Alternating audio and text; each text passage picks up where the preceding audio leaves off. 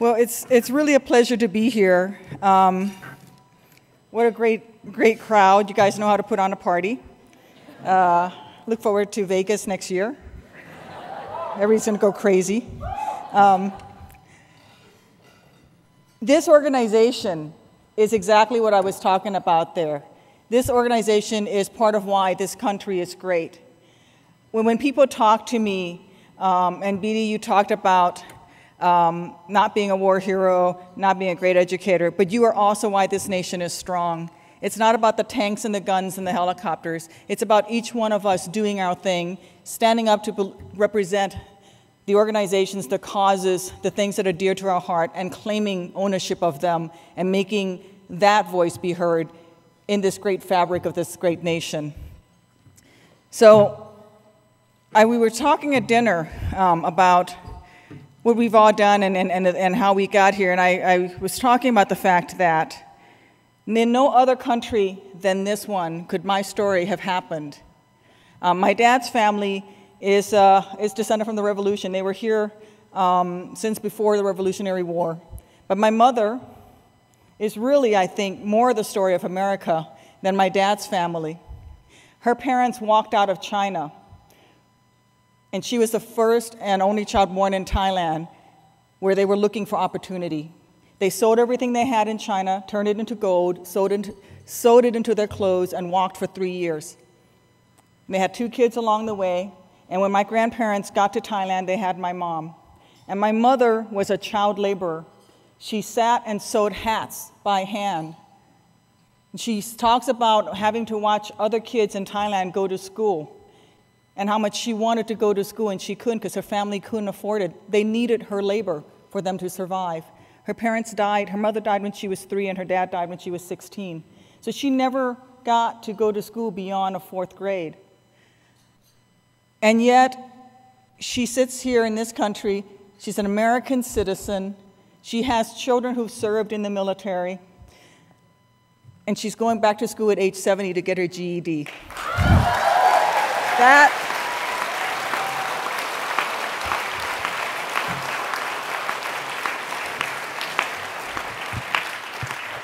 I am so proud of her. A little annoyed by the American history lesson I get all the time.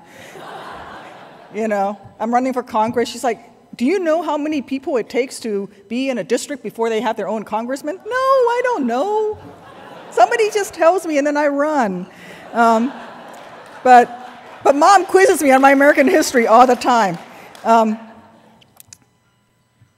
We ended up on the shores of Hawaii, and where, if it weren't for the public schools, I would have been where my mom was, which is unable to afford education. If it weren't for the free school lunch programs, there were many days that I would not have eaten because my parents hit really hard times. If it weren't for Pell Grants, I would owe more than the $50,000 I owe now in student loans. This country is about opportunity, about giving everybody a fair shot. You come here, hear the rules, let's see what you can do. Pick yourself up, work your butt off, work as hard as you need to, make sure your family gets off and has a better future than you do, and you keep it going. And that re-injection of spirit and labor and just pure determination is what makes this country strong. Being in the military has been really interesting, because I've been in the Illinois National Guard now for 19 and a half years. Yeah.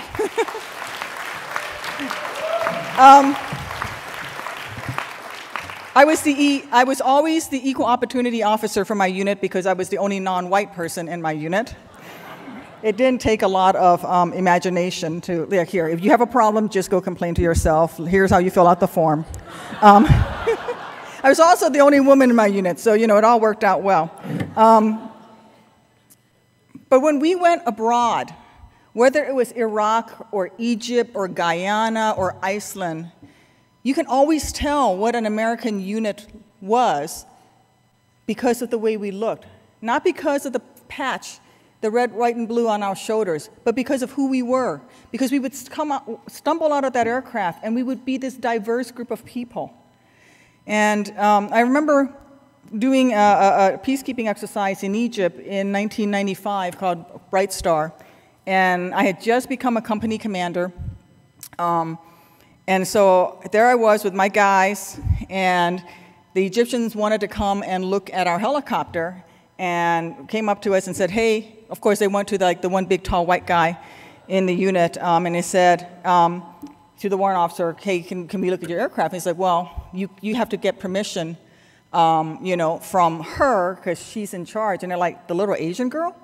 Oh, by the way, I was like a lot shorter. One of the benefits of losing both legs is you can be any height you want to be. And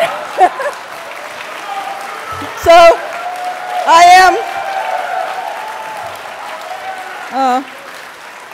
am now 2.5 inches taller than I used to be, because all it takes is an Allen wrench. And so when I go to political debates and I really want to intimidate the other guy, I just crank that sucker up, man. And I'm like this tall.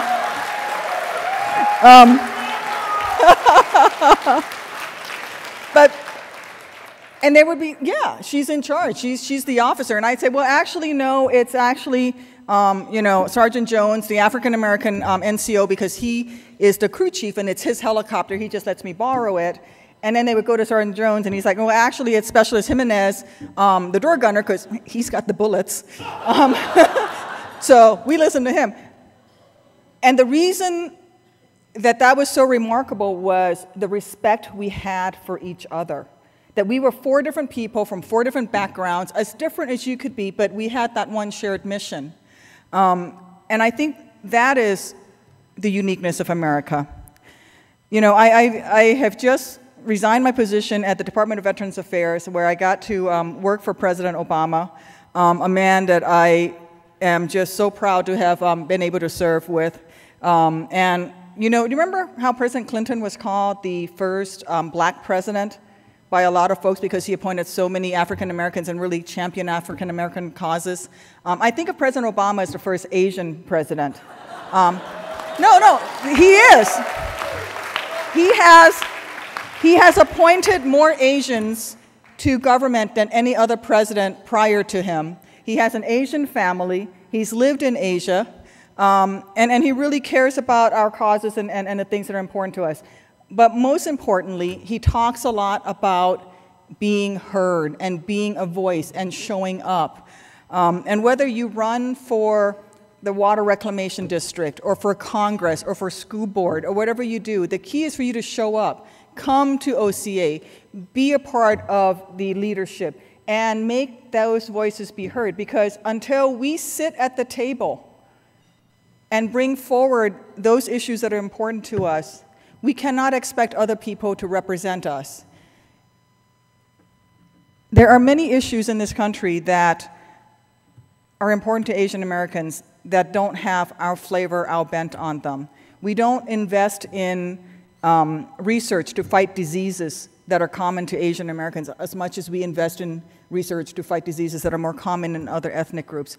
We don't spend as much time talking about the need for second language education for kids who don't have English as their native language, other than Spanish in this country. And yet we have a diversity of children who are here who speak Mandarin and Thai and Laotian and all the different languages who can make this country stronger. So we have to make sure that we're part of that.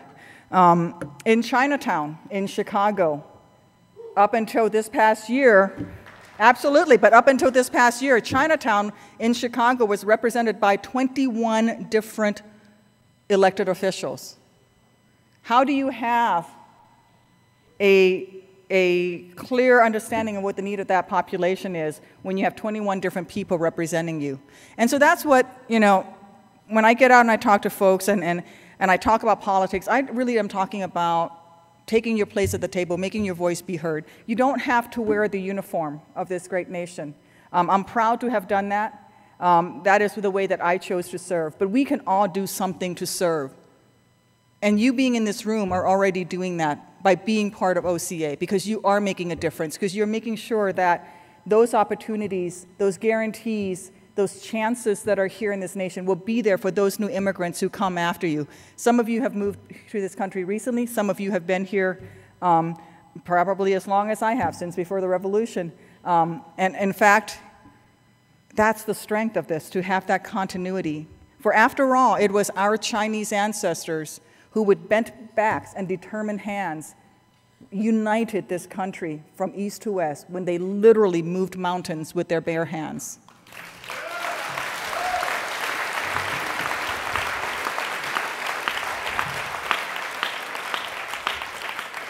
So claim your place, tell your stories, be proud of them, get those stories known.